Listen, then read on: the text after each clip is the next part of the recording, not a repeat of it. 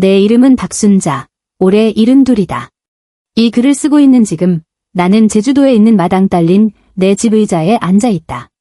따스한 햇살이 온몸에 쏟아지고 짭조름한 바닷바람이 불어와 노곤한 졸음이 밀려온다. 사람들은 내 인생이 한 편의 반전 드라마 같다고들 한다. 전반생은 묵묵히 일만 하던 가정주부, 후반생은 막대한 자산을 손에 쥔 멋쟁이 할머니. 솔직히 나 스스로 돌이켜봐도 참 재미있는 인생이었다 싶다. 이야기는 내가 아들 내외에게 쫓겨나던 그날부터 시작해야겠다. 영감은 일찍 세상을 떠났고 시골 낡은 집을 지키며 홀로 지냈다. 아들 이민주는 서울에서 장가가고 며느리 김지연을 얻어내게 귀한 손주까지 안겨주었다. 손주가 고등학생이 되어 한창 중요한 시기가 되자 아들이 말했다. 어머니, 시골에 혼자 계시면 저희가 마음이 안 놓여요. 차라리 그 집 하시고 서울로 오셔서 저희랑 같이 사세요. 애도 좀 돌봐주시고요. 그 말을 들으니 그럴싸했다. 어느 어미가 자식과 가까이 있고 싶지 않겠는가? 그래서 나는 내 반평생의 추억이 담긴 그 집을 허겁지겁 팔아치웠다. 그리고 낡은 옷으로 가득 찬 여행 가방 하나와 쥐꼬리만 한 집 한 돈. 그게 내 전 재산을 들고 기쁘게 서울의 그 좁은 아파트로 들어갔다. 처음에는 그럭저럭 괜찮았다. 나는 매일 동트기 전에 일어나 온 가족의 아침을 차렸다. 한국 사람 밥상, 당신들도 알지 않는가? 반찬만 해도 몇 가지는 깔아야 한다. 나는 김치찌개, 된장찌개, 미역국을 번갈아 끓여가며 정성을 다했다. 손주는 한창 클 나이라 영양이 부족할까 봐 밤에는 따로 달곰탕이나 갈비탕을 고아주었다. 집안은 매일 반짝반짝 윤이 나게 닦았고 빨래는 종류별로 나눠 깨끗하게 빤 뒤 각을 맞춰겠다. 늙었지만 아직 움직일 만하니 조금이라도 더 일해서 아들 며느리 짐을 덜어주고 싶었다. 집 한도는 한 푼도 남기지 않고 아들에게 전부 주며 말했다. 엄마는 늙어서 돈 쓸 데도 없다. 너희가 이걸로 살림에 보태 쓰든지 손주 학원이라도 더 좋은 데 보내렴. 그때의 나는 참 바보 같았다. 내 모든 걸 바치면 가족의 화목을 살 수 있을 거라 믿었다. 하지만 사람 마음은 변한다는 걸, 특히 당신의 헌신이 당연하게 여겨질 때 그렇다는 걸 잊고 있었다. 언제부터였을까? 아마 이사 온 지 반년쯤 지났을 때였을 것이다. 며느리 김지연이 나를 보는 눈빛이 조금씩 변해갔다. 처음에는 사소한 트집이었다. 내가 만든 음식이 짠해, 싱겁네 불평하고 청소에 사각지대가 있다며 타박했다. 나는 다 참았다. 며느리가 무슨 말을 하든 알았다 하고 대답하며 묵묵히 고쳤다. 젊은 사람들이니 기준이 높겠지. 시어미인 내가 좀 더 이해하자고 스스로를 다독였다. 하지만 나의 인내는 이해가 아닌 더 심한 구박으로 돌아왔다. 며느리는 내 앞에서 대놓고 한숨을 쉬기 시작했다. 밥을 먹다가 갑자기 수저를 내려놓고 좁은 식탁에 옹기종기 모여 앉은 우리 네 식구를 보며 나직이 말했다. 휴, 우리 집은 정말 너무 좁아. 방이 하나만 더 있으면 좋겠다. 그럴 때마다 아들 민주는 아무 말 없이 고개를 더 깊이 숙이고 밥을 입에 우겨 넣었다. 마치 밥그릇 안에 엄청난 비밀이라도 숨겨진 것처럼. 손주는 헤드폰을 낀 채 스마트폰을 보며 밥을 먹느라 주위에는 관심도 없었다. 오직 나만이 심장이 바늘에 찔린 듯 아파 손에 든 수저가 천근만근 무겁게 느껴졌다. 지연이 말하는 방 하나 더가 무슨 뜻인지 나는 환히 알고 있었다. 내가 쓰는 방은 집에서 가장 작은 방으로 원래는 창고였다. 싱글 침대 하나와 작은 옷장이 전부였다. 하지만 그런 방조차 지연의 눈에는 가시였다. 그녀는 민준에게 수없이 되뇌었다. 준우 이제 곧 대학 가야 하잖아요. 인생에서 제일 중요한 시기인데 조용한 공부방 하나 없는 게 말이 돼요? 옆집 김 여사님 좀 봐요. 아들 공부시킨다고 작은 방을 서재로 개조하고 과외 선생님까지 붙여주잖아요. 우리 준우 좋은 대학 못 가면 당신이 아빠로서 책임질 수 있어요? 그 말은 분명 아들에게 하는 말이었지만 한 글자 한 글자가 채찍이 되어 내 마음을 후려쳤다. 나는 손주의 앞길을 막는 걸림돌, 이 집의 짐 덩어리가 되어 있었다. 몇 번이고 잠 못 이루는 밤, 캄캄한 방 안에 홀로 앉아 그냥 시골로 돌아갈까 생각했다. 작은 단칸방이라도 얻는 게 여기서 눈치 보는 것보다 낫겠다 싶었다. 하지만 시골에는 이제 내 집이 없다는 생각에 눈물이 왈칵 쏟아졌다. 70 넘은 늙은이가 의지할 곳 하나 없이 어디로 갈 수 있단 말인가? 나는 점점 더 조심스러워졌다. 이른바 내 집이라는 곳에서 그림자처럼 살았다. 최대한 내 존재감을 줄이려 애썼다. 식사도 식구들이 다 먹고 난 뒤 남은 음식으로 대충 때웠다. 식구들이 거실에서 TV를 볼 때면 나는 작은 내 방으로 숨어들었다. 심지어 큰 기침 한 번 마음 편히 하지 못했다. 그 소리가 며느리의 짜증 섞인 눈총을 불러올까봐. 그렇게 바닥까지 비굴해지면 잠시나마 평온을 얻을 수 있을 거라 생각했다. 그날 밤 가장 잔인한 진심을 내 귀로 직접 듣기 전까지는 그날 밤 국을 좀 마셨더니 자다 말고 화장실에 가고 싶어졌다. 새 식구의 방은 복도 반대편에 있었고 내 방은 베란다 바로 옆이었다. 베란다를 지나는데 안에서 소곤거리는 소리가 들렸다. 지연이었다. 친구와 통화하는 모양이었다. 아들과 손주를 깨울까 봐 일부러 베란다로 나가 문까지 닫은 듯했다. 하지만 밤은 너무도 고요했고 그녀가 아무리 목소리를 낮춰도 그 소리는 독 묻은 바늘처럼 내 귓속을 파고들었다.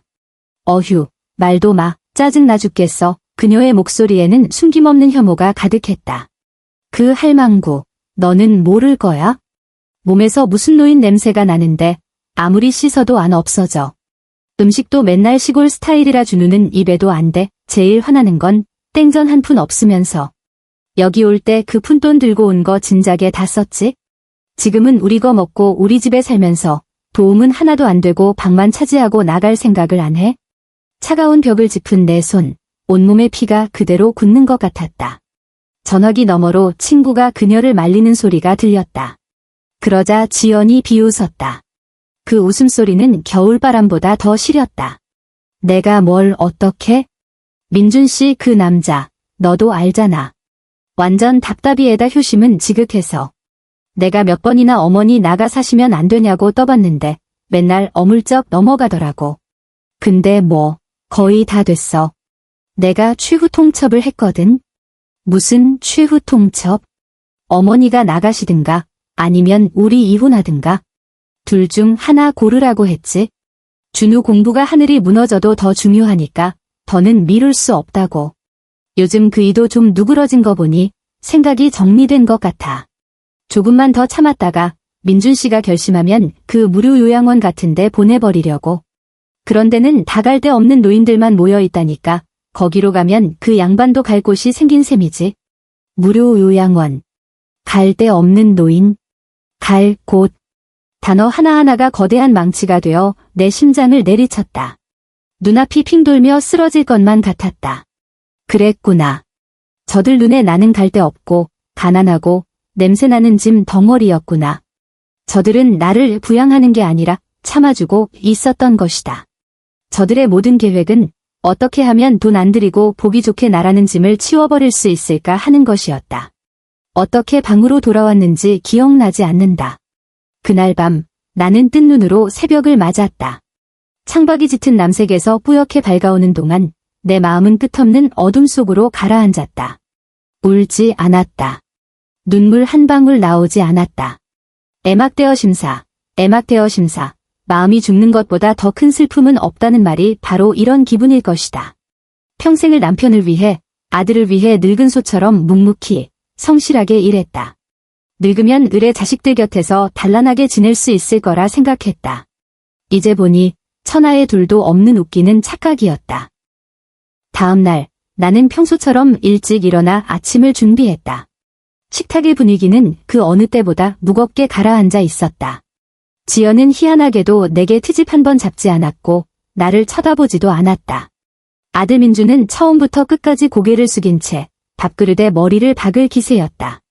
아침 식사가 끝나자 지연은 주민센터에 볼 일이 있다는 핑계를 대고 손주를 데리고 서둘러 집을 나섰다. 집에는 나와 민준 둘만 남았다. 그는 한참을 쭈뼛거리다 마침내 사형장으로 끌려가는 죄수처럼 한 걸음 한 걸음 내 앞으로 다가왔다. 그는 주머니에서 봉투 하나를 꺼내 내게 내밀었다. 하지만 시선은 끝내 나를 향하지 못하고 제 발끝만 내려다보고 있었다. 어머니, 그의 목소리는 바싹 마르고 잠겨 있었다. 지연이가 한 말도 일리가 좀 있어요. 집이 너무 좁고 준우 공부도 정말 중요하니까요. 나는 아무 말 없이 그를 조용히 바라보았다. 내 아들. 내가 10달을 품어 고생하며 키운 내 아들. 아비와 꼭 닮아짙은 눈썹에 큰 눈을 가진 한때 나의 가장 큰 자랑거리였던 아들. 하지만 지금 내 앞에 선 그는 눈을 피하며 부끄러움 가득한 얼굴로 잘못을 저질렀지만 억지로 해야만 하는 아이처럼 서 있었다. 내가 말이 없자 그는 봉투를 내 손에 더욱 세게 쥐어주었다. 내 손목이 아플 정도였다. 그는 재빨리 봉투에서 지폐 한 묶음을 꺼내 내 눈앞에서 흔들어 보이고는 다시 잽싸게 집어넣었다. 어머니, 여기 50만 원이에요. 이걸 일단 가지고 계세요. 지연이가 알아봤는데 근처에 고시원이라고 월세가 비싸지 않은 곳이 있대요. 일단 거기 가서 좀 지내세요. 좀 고생하시더라도요. 나중에 저희 형편이 나아지면 다시 모실게요. 저희가 자주 찾아뵐게요. 50만 원, 수십 년간 나를 키워준 은혜의 대가가 고작 이것이었다. 이 돈으로 쓸모없는 늙은 어미를 내쫓고 가난한 수험생들이나 쓰는 침대 하나, 책상 하나가 전부인 고시원으로 보내겠다는 것이다. 돈을 조금 더 써서 번듯한 원룸 하나 얻어줄 생각조차 하지 않았다. 나는 그를 난처함과 안도감이 뒤섞인 그의 얼굴을 바라보았다. 문득 헛웃음이 나왔다. 나는 한마디도 하지 않았다. 그가 상상했을 법한 울음이나 저주도 없었다. 그저 손을 뻗어 묵묵히 그 무거운 봉투를 받아들었다. 나의 평온한 태도에 그는 큰 안도의 한숨을 내쉬는 듯했다. 그는 짐을 벗은 듯 고개를 들고 우는 것보다 더 보기 흉한 미소를 지어 보였다. 어머니, 이해해 주셔서 감사해요. 저희도 어쩔 수가 없었어요. 나는 그를 보며 고개를 끄덕였다. 그래, 이해한다. 나는 그 어느 때보다 너희를 더 잘 이해하고 있단다. 나는 그에게 더 말할 기회를 주지 않고 몸을 돌려 내 작은 방으로 들어가 문을 닫았다. 문 밖에서 그의 긴 한숨 소리와 뒤이어 서둘러 떠나는 발소리가 들렸다. 나는 침대가에 앉아 봉투를 열었다. 빳빳한 지폐를 한 장 한 장 꺼냈다가 다시 한 장 한 장 집어넣었다. 좁은 창문으로 들어온 햇살이 그 돈다발 위에 눈부신 빛을 드리웠다. 저들은 내가 집에서 쫓겨나면 갈 곳 없이 떠돌다 길바닥에 나앉을 거라 생각했겠지. 저들은 내가 이 50만 원을 들고 그 비좁고 시끄러운 고시원에서 외로움과 가난 속에 여생을 보낼 거라 생각했겠지. 저들은 내가 자기들에게 빌붙어야만 살아갈 수 있는 불쌍한 벌레라고 생각했겠지. 저들은 모른다. 진짜 재미있는 연극은 이제 막 시작됐다는 것을. 다음 날 이른 아침, 동이 트기도 전에 나는 잠에서 깼다. 평소처럼 아침 식사를 준비하는 대신 내 작은 가방을 꾸리기 시작했다. 사실 챙길 것도 별로 없었다. 몇 번이고 빨아입은 낡은 옷 몇 벌과 영감의 사진이 담긴 액자 하나가 전부였다. 나는 그것들을 하나하나 정성껏 깨어 가방에 넣었다. 동작은 느렸지만 흔들림이 없었다. 짐을 싸는 내내 내 마음은 고요한 연못처럼 평온했다. 분노도, 슬픔도, 심지어 한 톨의 미련도 없었다. 한때 내 집이라 믿었던 이곳, 내 반평생의 심혈을 쏟아부은 이곳이 하룻밤 사이에 낯설게 변해버렸다. 벽에 걸린 가족 사진 속 환하게 웃는 가족들 사이에 이 늙은 할망구가 설 자리는 처음부터 없었던 것 같았다. 짐을 다 챙기고 방문을 열었다. 거실은 쥐 죽은 듯 조용했다. 아들과 며느리의 방문은 굳게 닫혀 있었다. 아마 나라는 짐을 드디어 벗어 던졌으니 어젯밤은 유난히 달게 잤을 것이다. 나는 현관으로 가 낡은 헝겊신을 신고 막 문을 열고 떠나려는데 등 뒤에서 잠결에 잠긴 목소리가 들려왔다. 할머니, 어디 가세요? 손주 준우였다.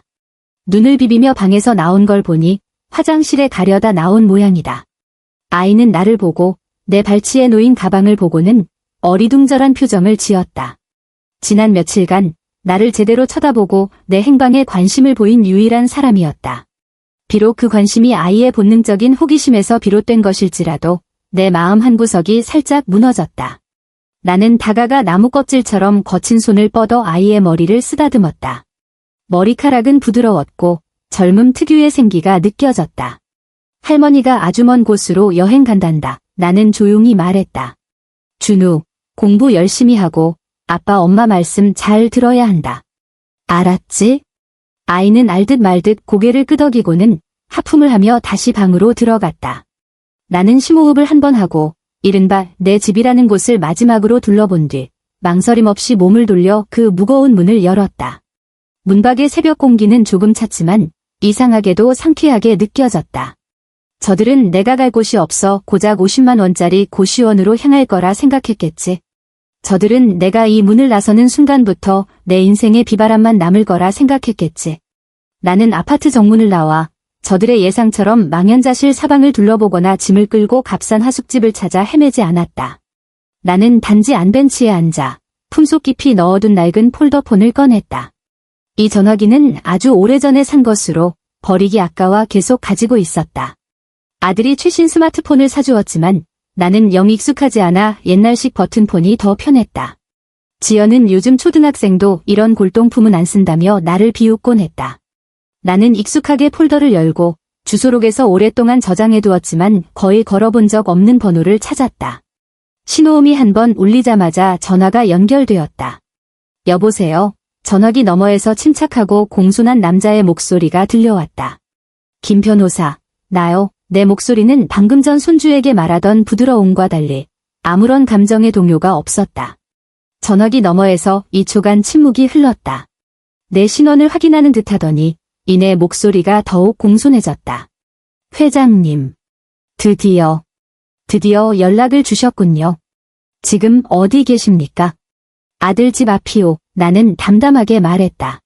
일은 다 끝났으니 나를 데리러 오시오. 네. 바로 가겠습니다. 김 변호사의 목소리에는 미세한 흥분과 안도감이 섞여 있었다. 전화를 끊고 주머니에 넣은 뒤 나는 벤치에 조용히 앉아 아침 운동을 하는 동네 노인들을 바라보았다. 10분도 채 되지 않아 칠흑같이 검고 번쩍이는 제네시스 G90 한 대가 소리 없이 내 앞에 멈춰 섰다. 이런 차는 TV에서나 본 적 있었다. 현대자동차의 최고급 브랜드로 대기업 회장이나 고위 관료나 타는 차라고 했다. 내 아들 민준이 꿈에 그리던 차였지만 그의 월급으로는 바퀴 하나도 사지 못할 터였다. 차가 열리고 말끔한 정장에 금태 안경을 쓴 중년 남성이 빠르게 내렸다. 방금 나와 통화한 김 변호사였다. 그는 내 앞으로 성큼성큼 다가와 깊이 허리를 숙여 인사했다. 회장님, 오래 기다리셨습니다. 그러고는 자연스럽게 내 손에서 작은 가방을 받아들고 다른 한 손으로는 공손하게 뒷좌석 문을 열어주었다. 심지어 내가 머리를 부딪힐까 봐 차문 위쪽을 손으로 가려주기까지 했다. 아침 산책을 나온 이웃 몇몇이 놀라움과 의아함이 가득한 얼굴로 우리 쪽을 쳐다보았다. 그들 눈에 나는 항상 낡은 옷을 입고 말없이 아들에게 어녀 사는 박씨 할머니였을 뿐이다.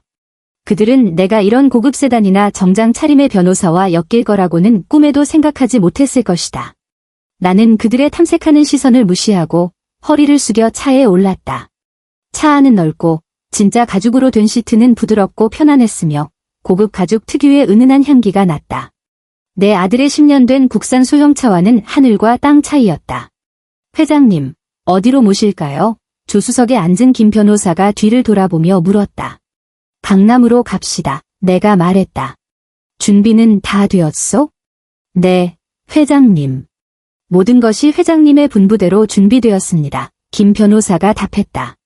강남에 새로 구입하신 고급 레지던스는 어제부로 청소를 모두 마쳤고 생활용품도 회장님 취향에 맞춰 구비해두었습니다. 언제든 입주 가능하십니다. 차는 부드럽게 출발해 이내 서울의 혼잡한 도로에 합류했다. 나는 등받이에 기대어 빠르게 스쳐 지나가는 창밖 풍경을 보며 만감이 교차했다. 그렇다. 나, 박순자는 저들이 생각하는 그런 무일푼의 가난한 늙은이가 아니다. 나의 진짜 신분은 명동 상가 건물 한 채를 통째로 소유한 건물주다. 이야기는 길다. 내 영감, 그러니까 민준의 아버지는 평생을 성실하게 일한 평범한 회사원이었다. 하지만 그에게는 특별한 안목과 과감한 결단력이라는 장점이 있었다. 젊었을 때 우리는 허리띠를 졸라매 돈을 모았다. 그때 모두가 아파트를 사라고 서울 집값은 무조건 오를 거라고 했다. 하지만 영감은 고집을 부렸다. 그는 모두의 반대를 무릅쓰고 우리의 전 재산의 은행 대출까지 보태 당시만 해도 지금처럼 번화하지 않았던 명동의 낡은 4층짜리 작은 건물을 샀다. 모두가 그를 미쳤다고 했다. 대출금을 갚기 위해 우리는 10년 넘게 굶다시피 살았다. 민준이가 치킨 한 마리 먹고 싶다고 했을 때 며칠을 망설였던 기억이 아직도 생생하다. 하지만 영감의 도박이 옳았다는 것이 증명되었다. 서울 경제가 급성장하면서 명동은 한국, 아니 아시아 전체에서 가장 뜨거운 상권이 되었다. 우리의 낡은 작은 건물은 땅값이 수십, 수백 배로 뛰었다. 우리는 건물을 리모델링해서 각종 화장품 가게, 옷가게, 식당, 카페에 세를 주었다. 매달 들어오는 월세만 해도 천문학적인 액수였다. 영감은 세상을 떠나면서 이 건물과 모든 자산을 내게 남겼다. 그는 내 손을 잡고 말했다. 순자야, 평생 나 따라서 고생만 했소? 이 돈, 당신이 가지고 마음대로 쓰시오. 남은 인생, 다시는 서럽게 살지 마시오. 영감이 떠난 후, 나는 그 건물의 회장님이 되었다. 하지만 나는 평생을 검소하게 살아온 터라 명품, 외제차, 사치품에는 조금도 관심이 없었다. 게다가 내 마음속에는 항상 하나뿐인 아들, 민준이 걸렸다. 재물은 몸 밖의 것이고 가족의 정이야말로 가장 소중한 것이라 생각했다. 이 돈 때문에 우리 모자 관계가 변질되는 것을 원치 않았다. 그래서 나는 결심했다. 영감이 생전에 가장 신뢰했던 김 변호사에게 모든 것을 맡겼다. 건물에 관한 모든 업무를 그에게 일임하고 매달 필요한 생활비를 제외한 모든 월세 수입은 따로 모아 안정적인 투자를 하도록 했다. 그리고 나는 내 재력을 외부에 철저히 숨긴 채 가장 소박한 삶을 계속 살았다. 아들이 시골집을 팔고 서울로 와서 같이 살자고 했을 때 사실 나는 망설였다. 김 변호사도 회장님, 왜 굳이 그런 고생을 사서 하십니까? 아드님이 보고 싶으시면 오라고 하시면 되지 않습니까? 라며 나를 말렸다. 하지만 그때 나는 무슨 생각을 했을까? 나는 이것이 시험이라고 생각했다. 내가 무일푼이 되어 아들에게 어녀 사는 가난한 늙은 어미가 되었을 때 내 아들과 며느리가 과연 어떤 사람인지 보고 싶었다. 돈보다 더 소중하다고 믿었던 가족의 정이 과연 얼마나 단단한지 이런 방식으로 확인해보고 싶었다. 이제 결과가 나왔다. 잔인하지만 명확하게. 차는 강남구에 도착해 보기에도 아주 고급스러워 보이는 주상복합 건물 앞에 멈춰 섰다. 김 변호사는 나를 이끌고 휘황찬란한 로비를 지나 전용 엘리베이터를 타고 펜트하우스로 향했다. 문이 열리는 순간 나는 감탄을 금치 못했다. 집은 어마어마하게 넓었다. 좋기 200평은 넘어 보였다. 거대한 통유리창 밖으로는 서울의 전경이 펼쳐졌고 한강이 옥색띠처럼 멀리서 조용히 흘렀다. 내부는 차분하면서도 고급스러운 스타일로 꾸며져 있었고 가구와 가전은 모두 내가 본 적 없는 고가의 브랜드로 채워져 있었다. 주방의 양문형 냉장고는 내가 좋아하는 식재료로 가득 차 있었고 드레스룸에는 맞춤 제작한 단아한 한복과 평상복 수십 벌이 걸려 있었다. 회장님, 마음에 드십니까? 김 변호사가 내 뒤에 서서 조심스럽게 물었다. 나는 통유리창 앞으로 다가가 발 아래 펼쳐진 화려한 도시를 내려다보며 긴 한숨을 내쉬었다. 그리고 말했다. 김 변호사, 수고했소. 오늘부터 나 박순자는 나 자신을 위해 한번 살아볼 생각이요. 내가 조용하고 자유로운 새 삶을 만끽하는 동안 내 아들과 며느리는 드디어 짐을 벗어 던지고 그들만의 새 삶을 시작했다고 믿고 있었다. 나중에 김 변호사가 슬쩍 알아본 바에 따르면 내가 떠난 그날 오후 지연은 신이 나서 인테리어 업체를 불렀다고 한다. 그들은 내가 쓰던 작은 방을 부수고 맞춤 가구로 채워진 호화로운 서재로 바꾸기 위해 쿵쾅거리며 공사를 시작했다. 인테리어 비용만 수천만 원이 들었다고 했다. 새 출발을 기념하기 위해 그들은 대출을 받아 새 차도 뽑았다. 대단한 차는 아니었지만 그들에게는 사치품이나 다름없었다. 지연은 즉시 새 차 사진을 동네 맘카페에 올리고는 이런 글을 남겼다. 짐 덩어리를 벗어 던지니 이제야 자유롭게 숨 쉴 수 있네요. 새 삶은 새 차와 함께. 그녀는 카페 회원들에게 자기가 효도를 위해 시어머니의 온갖 악습을 얼마나 참아왔는지 하소연하며 자신을 현명하고 할 도리를 다 한 며느리로 포장했다. 이제 시어머니가 철이 들어 스스로 나가 살게 되면서 드디어 조용한 삶을 살 수 있게 되었다고 했다. 사정을 모르는 엄마들은 그녀의 말에 동조하며 고생 많았다. 마음고생 심했겠다. 라며 그녀를 칭찬했다. 그들은 가끔 내게 전화를 걸어오기도 했다. 아마 연기는 끝까지 해야 한다는 생각에 불효라는 오명을 남기기 싫었을 것이다. 전화는 주로 민준이가 걸어왔고 목소리는 여전히 변명과 죄책감으로 가득했다. 어머니, 거기 지낼 만하세요? 돈은 부족하지 않으시고요? 나는 매번 담담하게 대답했다. 괜찮다. 걱정 마라. 내 대답을 들으면 그는 임무를 완수한 사람처럼 즉시 안도의 한숨을 쉬고는 서둘러 말했다. 다행이네요. 다행이에요. 그럼 저 먼저 끊을게요. 회사에 일이 있어서요. 그들은 내가 어느 고시원에 사는지, 방은 얼마나 큰지, 창문은 있는지, 밥은 잘 먹는지, 잠자리는 따뜻한지 한 번도 묻지 않았다. 그들은 오직 내가 소란을 피우지 않는지, 자신들을 망신시키지 않는지에만 관심이 있었다. 나의 괜찮다는 말은 그들에게 더는 패기치지 않겠다는 말로 들렸을 것이고, 그들은 안심하고 전화를 끊고는 나를 희생시켜 얻은 그 허울뿐인 행복을 계속 즐겼다. 나는 전화를 끊고 창밖의 찬란한 야경을 바라보며 김 변호사가 특별히 준비해준 최고급 보이차를 한 모금 마셨다. 웃음이 절로 나왔다. 웃기지 않은가? 저들은 나를 지옥으로 밀어 넣었다고 생각했겠지만 실은 제 손으로 나를 내 천국으로 돌려보낸 셈이다. 그리고 저들 자신은 내가 준비한 지옥으로 한 걸음 한 걸음 걸어가고 있었다. 나는 진실을 밝히기를 서두르지 않았다. 고양이와 쥐의 놀이에서 쥐를 단번에 죽여버리면 무슨 재미가 있겠는가. 천천히 쥐가 스스로 잘났다고 우쭐대는 동안 조금씩 함정으로 빠져드는 것을 지켜보는 것이야말로 진짜 재미다. 나는 강남의 새 집에서 평생 겪어보지 못한 여유로운 나날을 보냈다. 더는 동트기 전에 일어날 필요 없이 늦잠을 잘 수 있었다. 일어나면 가사도우미가 정성껏 차린 아침 식사가 준비되어 있었다. 오전에는 개인 트레이너와 함께 부드러운 요가와 필라테스를 하며 몸을 돌봤다.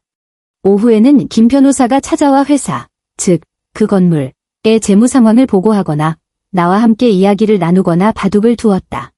저녁에는 아트센터에서 음악회를 감상하거나 집에 있는 거대한 홈시어터에서 옛날 영화를 보기도 했다. 나는 그림을 배우고 꽃꽂이를 배우며 지난 수십 년간 고된 삶 때문에 놓쳤던 아름다운 것들을 하나씩 되찾았다. 내 안색은 날이 갈수록 좋아졌고 얼굴의 주름도 펴지는 듯했다. 거울 속에 나는 비록 머리는 희끗희끗했지만 눈빛은 맑고 허리는 꼿꼿했다. 더는 아들 집에서 고개 숙이고 눈치만 보던 그 박씨 할머니가 아니었다. 한편 김지연 여사는 인생 최고의 순간에 흠뻑 취해 있었다. 그녀는 매일 대출받아 산 새 차를 몰고 아들을 등하교시키며 학교 앞에서 다른 엄마들에게 새로 인테리어한 하버드 스타일 서재를 자랑했다. 그녀는 나의 퇴거를 손주의 미래를 위해 현명한 시어머니가 자발적으로 물러난 감동적인 이야기로 포장해 많은 찬사를 받았다. 그녀는 동네에서 모범 며느리로 통하며 무한한 영광을 누렸다. 그녀는 아마 이런 좋은 날이 영원히 계속될 거라 생각했겠지.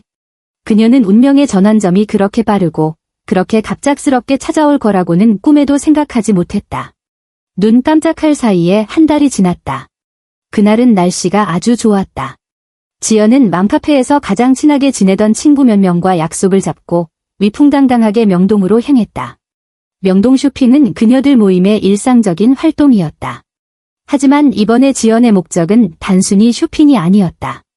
나라는 짐 덩어리를 벗어 던진 후 자신의 삶이 얼마나 윤택하고 고급스러워졌는지 친구들에게 과시하기 위함이었다.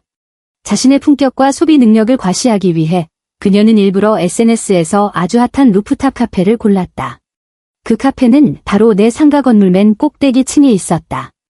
그곳의 매력은 명동 전체의 화려한 경치를 내려다볼 수 있는 거대한 테라스로 수많은 인플루언서와 젊은이들의 성지였다. 물론 가격도 상당히 고급스러워서 평범한 커피 한 잔에 몇만 원씩 했다. 지연과 친구들은 전망이 가장 좋은 창가 자리를 잡았다. 그들은 테이블 가득 예쁜 케이크와 음료를 시키고 애프터눈 티타임을 시작했다. 물론 주된 내용은 수다와 뒷담화였다. 이야기는 자연스럽게 다시 내게로 흘러갔다.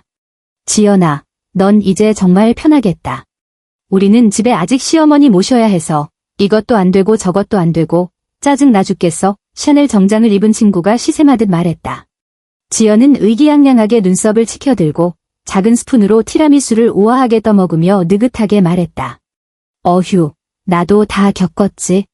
너희는 우리 시어머니가 얼마나 고집불통인지 모를 거야?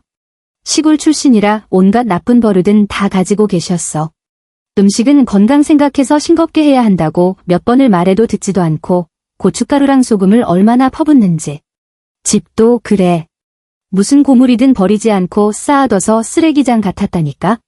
내가 몇 마디 했더니 기분 나빠하면서 내가 자기를 무시한다고 생각하시더라. 어머, 그런 노인네가 제일 상대하기 힘들어. 다른 친구가 즉시 맞장구를 쳤다. 우리 시어머니도 그래. 자기 방식이 무조건 옳고 우리 젊은 사람들 말은 다 틀렸다고 생각하신다니까. 지연은 커피를 한 모금 마시며 세상의 모든 슬픔을 짊어진 듯한 표정으로 말했다. 그러게 말이야. 제일 참을 수 없었던 건 우리가 자기한테 빚이라도 진 것처럼 구는 거였어. 입만 열면 내가 민준이를 얼마나 힘들게 키웠는데를 달고 사셨지. 세상에 어느 엄마가 안 그래? 그깟 공로 좀 세웠다고 평생을 우려먹을 셈인가? 게다가 돈도 없으면서 우리한테 얹혀 살면서 우리 생활에 이래라 저래라 간섭하려고만 하셨어. 민준 씨 체면만 아니었으면 진작에 쫓아냈을 거야. 그녀는 나의 죄상을 열정적으로 고발하며 나를 가난하고 게으르며 고집세고 간섭하기 좋아하는 자식에게 큰 폐를 끼치는 악독한 시어머니로 둔갑시켰다. 그리고 자기 자신은 가정의 화목과 남편의 체면을 위해 굴욕을 참아낸 성녀로 만들었다. 친구들은 연신 고개를 끄덕이며 그녀에게 동정과 찬사를 보냈다. 지연아, 넌 정말 너무 착해? 그러게 말이야. 나 같으면 하루도 못 참았을 거야. 고시원으로 보내드리면서 50만 원이나 챙겨준 건 정말 할 도리 다 한 거지. 오히려 감사해야 할 일이야. 쏟아지는 칭찬 속에서 지연의 허영심은 극도로 만족스러워졌다.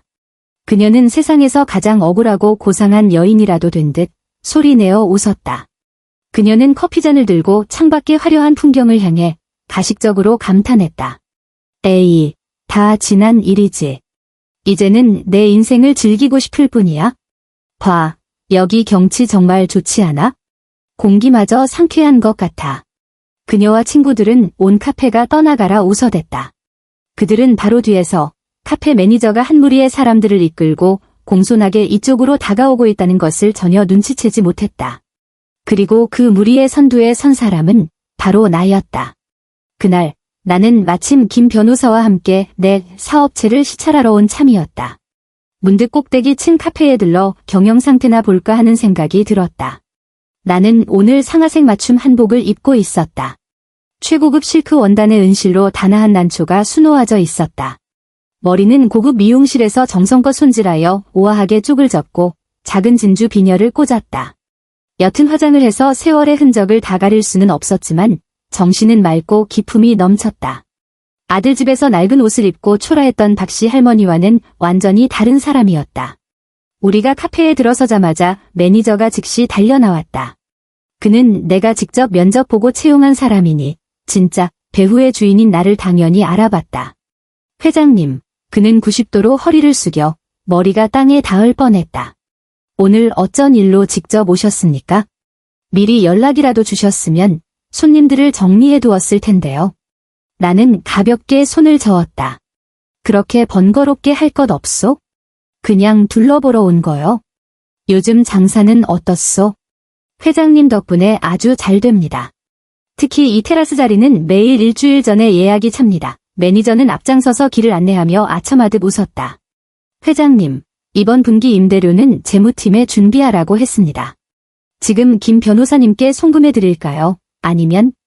급할 것 없소. 나는 그의 말을 끊고 무심코 저쪽 구석을 쳐다보았다. 바로 그때 지연과 친구들도 이쪽의 소란을 눈치챈 듯했다. 그들은 떠들던 것을 멈추고 호기심 어린 눈으로 우리를 쳐다보았다. 지연의 시선과 내 시선이 허공에서 마주쳤을 때 시간은 멈춘 듯했다. 나는 그녀의 얼굴에서 미소가 순간적으로 굳어지는 것을 보았다. 그녀가 들고 있던 커피잔이 흔들리며 갈색 액체가 쏟아져 그녀의 비싼 흰색 원피스를 더럽혔다. 그녀의 입은 천천히 벌어져 달걀이라도 들어갈 만큼 커졌다. 그녀의 얼굴에서 핏기가 눈에 띄게 사라지더니 입고 있는 원피스처럼 새하얗게 변했다. 그녀의 친구들도 나를 알아보았다. 그들의 표정은 처음의 놀라움에서 믿을 수 없다는 표정으로, 그리고 마침내 충격과 당혹감, 그리고 약간의 고소함이 섞인 복잡한 표정으로 변했다. 방금 전까지 지연과 한마음으로 나를 욕하던 그들은 이제 약속이라도 한 듯 뒤로 물러서며 그녀와 거리를 두려는 듯했다.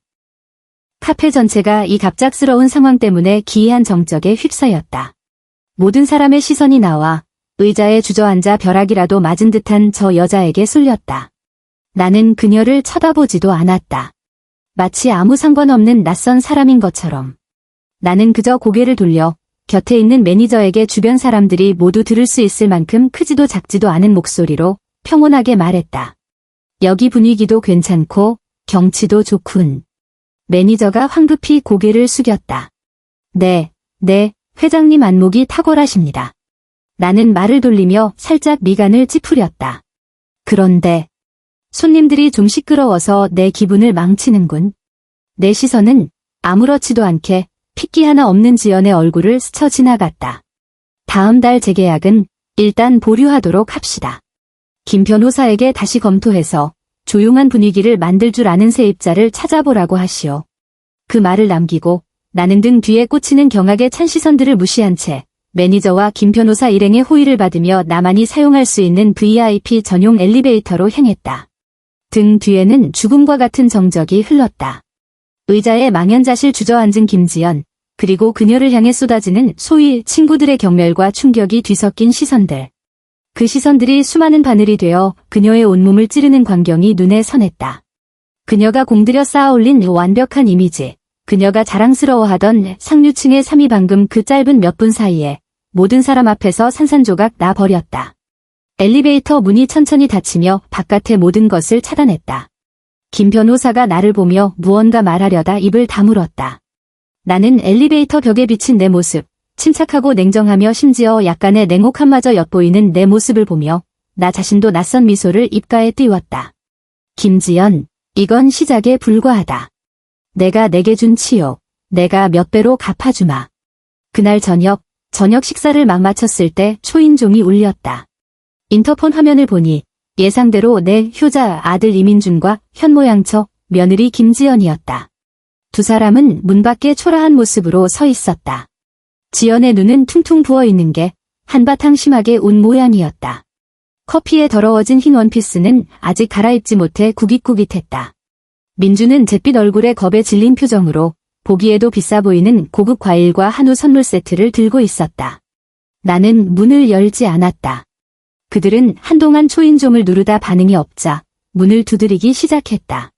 어머니, 문 좀 열어주세요. 저 민준이에요. 아들의 목소리는 울먹이며 절망으로 가득 차 있었다. 어머니, 죄송해요. 저희가 잘못했어요. 저희가 정말 잘못했어요. 지연의 목소리는 더욱 처절했다. 그녀는 울부짖으며 소리쳤다. 저희가 사람이 아니었어요. 저희가 미쳤었나 봐요. 제발 문 좀 열고 얼굴 한 번만 뵙게 해주세요. 나는 거실 소파에 앉아 차를 한 잔 따르고 천천히 마셨다. 문밖의 울음소리와 문 두드리는 소리는 내게는 그저 이웃집 소음처럼 나와는 상관없는 일이었다. 내가 좀처럼 문을 열지 않자 두 사람은 털썩 소리를 내며 문 밖에 무릎을 꿇었다. 어머니, 제가 잘못했어요. 지연이 말만 듣고 어머니를 내쫓는 게 아니었는데 제가 개자식입니다. 제가 사람이 아니에요. 민주는 짝짝 소리를 내며 제 뺨을 때리기 시작했다. 소리가 큰 걸 보니 있는 힘껏 때리는 모양이었다. 지연도 따라 울부짖었다. 어머니, 다 제 잘못이에요. 제가 귀신에 씌었었나 봐요. 제가 어머니를 질투했어요. 제발 이번 한 번만 용서해 주세요. 준우가 할머니 보고 싶어 해요. 매일 할머니를 찾아요. 손주 봐서라도 저희를 용서해 주세요. 우리 가족 예전처럼 다시 잘 살아봐요. 네. 가족? 다시 잘 살아봐? 진작에 뭘 했는가? 내가 그녀에게 할망구 소리를 들을 때 그는 어디에 있었나? 내가 50만 원의 고시원으로 쫓겨날 때 손주는 또 어디에 있었나?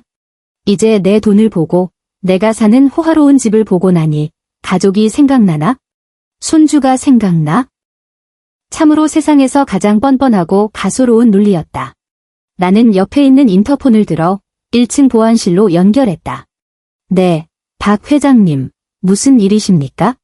제 집 문 앞에 두 사람이 와서 제 휴식을 심각하게 방해하고 있습니다. 올라와서 처리 좀 해주시겠어요? 네, 바로 올라가겠습니다. 2분도 채 되지 않아 인터폰 화면으로 건장한 보안 요원 2명이 달려와 선생님, 사모님, 진정하십시오 라고 말하며 무릎 꿇은 두 사람을 일으키려 하는 모습이 보였다. 민준과 지연은 여전히 내 이름을 부르짖으며 버티고 있었다. 나는 마침내 통화 버튼을 눌렀다. 내 목소리가 문밖의 스피커를 통해 차갑게 흘러나왔다. 여기서 추태 부리지 마라. 내 목소리를 듣자 두 사람은 순간 조용해졌다. 마치 구명줄이라도 잡은 듯 고개를 들어 카메라를 뚫어져라 쳐다보았다. 어머니. 드디어 저희 말을 들어주시는군요. 민준이 감격에 차 말했다. 나는 문을 사이에 두고 평온하게 말했다. 너희가 원하는 건 나라는 어미가 아니라 명동 건물 주인이다. 너희가 고작 공부방 하나 때문에 이른바 조용한 삶을 위해 나를 내쫓은 그 순간부터 우리 모자의 인연은 이미 끝났다. 아니에요. 어머니. 그런 게 아니에요. 지연이 다급하게 변명했다. 저희가 잠시 정신이 나갔었어요. 잠시 정신이 나갔었다. 나는 비웃었다. 등 뒤에서 나를 가난하고 냄새나는 할망구라고 욕하며 어떻게 무료요양원에 쳐넣을까 궁리할 때도 잠시 정신이 나갔었나? 50만 원을 쥐어주며 고시원으로 꺼지라고 할 때도 잠시 정신이 나갔었고? 김지연, 내가 카페에서 내 친구들 앞에서 나를 어떻게 욕했는지 벌써 잊었느냐? 내 말 한마디 한마디가 칼이 되어 정확히 그들의 아픈 곳을 찔렀다. 지연의 얼굴이 순식간에 새하얗게 질렸다. 그녀는 내가 카페에서 그녀의 말을 똑똑히 들었을 거라고는 상상도 못했을 것이다. 돌아가라. 내 목소리에는 한치의 온기도 없었다. 앞으로 다시는 나를 찾아오지 마라. 우리 이제 아무 관계도 아니다. 그 말을 끝으로 나는 바로 통화를 끊었다. 문 밖에서 그들이 아무리 울부짖고 애원해도 나는 더는 상대하지 않았다.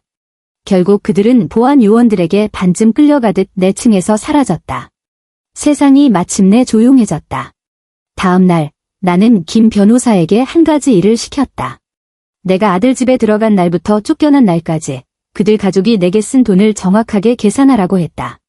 매일의 식비, 수도 광열비, 심지어 내가 썼던 방의 월세까지 시장 가격으로 환산해서. 김 변호사는 일 처리가 빨랐다. 오후에 바로 청구서를 보내왔다. 원 단위까지 정확하게 계산된 숫자였다. 나는 내가 처음에 아들에게 주었던 집 한 돈에서 그 금액을 제하고 남은 돈을 그들이 내게 줬던 50만 원과 함께 한 푼도 빠짐없이 그들에게 송금하라고 했다. 송금 메시지에는 이렇게 적으라고 했다. 양육의 은혜, 이제 서로 빚진 것 없으니. 이 모든 것을 끝내고 나니 마음속 마지막 족쇄마저 완전히 끊어진 기분이었다. 나, 박순자는 오늘부터 누구에게도 빚진 것이 없으며 그 누구도 다시는 가족이라는 이름으로 나를 올가맬 자격이 없다. 그 위자료를 받은 후 민준과 지연은 한동안 조용했다. 그들도 마침내 내 결심이 얼마나 확고한지, 자신들의 참회가 내게 얼마나 가소롭고 값싼 것인지 깨달았을 것이다. 하지만 그들은 일이 여기서 끝났다고 생각했을까? 아니, 그것은 그들 악몽의 시작일 뿐이었다. 회장 엄마라는 환상을 잃어버린 후 그들의 위태롭던 삶은 빠르게 무너지기 시작했다. 먼저는 직장이었다. 민주는 중소기업에서 작은 과장으로 일하며 원래도 스트레스가 많았다. 연이은 충격에 그는 완전히 얼이 빠진 사람이 되었다. 회사에서 그는 연달아 중대한 실수를 저질러 회사에 적지 않은 손해를 끼쳤다. 원래도 그를 안이 꼽게 보던 상사는 이 기회를 놓치지 않고 그를 과장 자리에서 끌어내리고 강등과 감봉 조치를 한 뒤 한직으로 발령 내버렸다. 다음은 인간관계였다. 김지연이 명동 카페에서 공개 처형당한 사건은 이미 그녀의 친한 친구들에 의해 온갖 사리부터 그들만의 작은 세상에 퍼져나갔다. 그녀는 모두가 부러워하던 모범 며느리에서 가난을 무시하고 부자를 탐하다가 재벌 시어머니에게 쫓겨난 속물로 전락했다. 예전에 그녀 주위를 맴돌던 엄마들은 이제 그녀를 보면 피해 다녔고 맘카페에서도 강퇴당했다. 그녀는 완전히 고립되었다. 가장 치명적인 것은 경제적 압박이었다. 그들은 서재 개조와 세차 구입 때문에 큰 빚을 졌다. 원래는 민준의 월급과 보너스로 겨우 버틸만 했다. 하지만 민준이 강등되고 월급이 깎이면서 집안 수입은 급감했고 매달 갚아야 할 대출금은 그들을 짓누르는 두 개의 거대한 산이 되었다. 한때 자랑스러워했던 세차는 이제 가장 아이러니한 장식품이 되었다. 기름값조차 감당하기 힘들어졌기 때문이다. 삶의 압박이 사방에서 파도처럼 밀려와 그들을 숨 막히게 했다. 그러자 그들은 끝없이 싸우며 서로를 비난하기 시작했다. 민주는 핏발선 눈으로 지연에게 소리쳤다. 다 당신 때문이야. 당신이 맨날 내 귓가에 속삭이면서 엄마를 내쫓자고만 안 했어도 이 지경이 됐겠어? 내 직장, 내 미래, 전부 당신이 망쳤어. 지연도 지지 않고 소리치며 맞받아쳤다. 내 탓이라고? 이민준, 당신 양심이 있어? 애초에 돈 쥐어주면서 어머니더러 고시원 가라고 한 게 누구였는데? 내가 억지로 시켰어? 당신이 조금이라도 줏대가 있어서 어머니한테 빌었으면 우리가 이 꼴이 됐겠냐고. 당신은 그냥 쓸모없는 등신이야. 그들의 집은 가짜 행복의 보금자리에서 포연히 자욱한 전쟁터로 변했다. 매일 싸움과 울음, 서로를 향한 저주로 가득 찼다. 이 모든 소식은 김 변호사가 조용히 내게 전해주었다. 내가 마음 약해질까 봐 걱정했던 것이다. 나는 다 듣고 나서 그저 평온하게 차를 한 모금 마시고 말했다. 알았소. 마음이 약해진다고? 그럴 리가. 그들의 오늘날은 모두 자신들이 심은 씨앗의 결과일 뿐이다. 나는 그들이 추락하는 것을 방관했을 뿐, 돌을 던지지 않은 것만으로도 내겐 가장 큰 자비였다. 나는 나의 새로운 삶을 시작했다. 내 자산으로 순자 재단이라는 이름의 자선재단을 설립했다. 이 재단의 목적은 단 하나, 나처럼 자식에게 버림받고 갈 곳 없는 독거노인들을 돕는 것이었다. 나는 그들에게 거처와 의료 서비스를 제공하고 다양한 활동을 마련하여 그들이 노년의 존엄과 즐거움을 누리며 살 수 있도록 했다. 예전 시골의 오랜 이웃들과 친구들을 모두 서울로 모셨다. 우리 늙은이들은 실버 청춘 여행단을 결성했다. 나는 최고급 관광버스를 대절하고 가장 전문적인 가이드를 고용해 그들을 데리고 한국의 모든 좋은 곳을 다녔다. 우리는 부산에서 바다를 보고 경주에서 유적을 둘러보고 강원도에서 눈을 구경했다. 최고의 호텔에 묵고 가장 맛있는 음식을 먹었다. 그들의 얼굴에 피어나는 오랜만의 웃음을 보며 나는 돈을 버는 것보다 더 큰 행복을 느꼈다. 마침내 우리는 제주도에 마당이 딸린 바다가 보이는 별장을 샀다. 이곳은 공기가 맑고 경치가 아름다웠다. 나는 마당을 작은 텃밭으로 가꾸어 온갖 채소를 심었다. 우리 몇몇 늙은 친구들은 매일 함께 텃밭을 가꾸고 산책하고 차를 마시며 이야기를 나눴다. 신선 노름이 따로 없었다. 나는 더는 누구의 눈치도 보지 않고 누구의 비위를 맞추기 위해 나를 낮출 필요도 없었다. 매일 눈을 뜨면 푸른 바다와 찬란한 햇살이 나를 맞았다. 내 마음은 그 어느 때보다 평온하고 자유로웠다. 내 아들은 그 후에 어떻게 되었냐고. 김 변호사가 말해주길 그들은 결국 버티지 못했다고 한다. 그들의 꿈이 담겨있던 서울의 아파트를 팔아 빚을 갚았다. 그리고 지친 몸과 초라한 모습으로 내가 살던 시골로 도망치듯 돌아갔다고 한다. 듣자 하니 작은 집을 빌려 민주는 동네 작은 공장에 취직했고 지연도 허영과 자존심을 버리고 진짜 주부가 되는 법을 배우기 시작했다고 한다. 그들의 이야기는 아직 계속되고 있다. 하지만 나는 더 이상 듣고 싶지 않다. 햇살 아래 나는가 끓인 보리차를 한 모금 마시며 멀리 수평선 위를 나는 갈매기를 바라보았다. 며칠 전 김 변호사가 내게 물었다. 회장님, 정말 다시는 그들을 보지 않으실 겁니까? 그래도 피는 물보다 진하지 않습니까? 나는 웃으며 대답하지 않았다. 피는 물보다 진하다고? 그렇다. 피는 물보다 진하다. 하지만 그 피 속에 흐르는 것이 정이 아니라 계산과 탐욕이라면 그것은 물보다도 차갑다. 나의 새로운 삶은 이제 막 시작되었다. 과거의 그 사람들, 그 일들은 그냥 바람에 날려보내련다.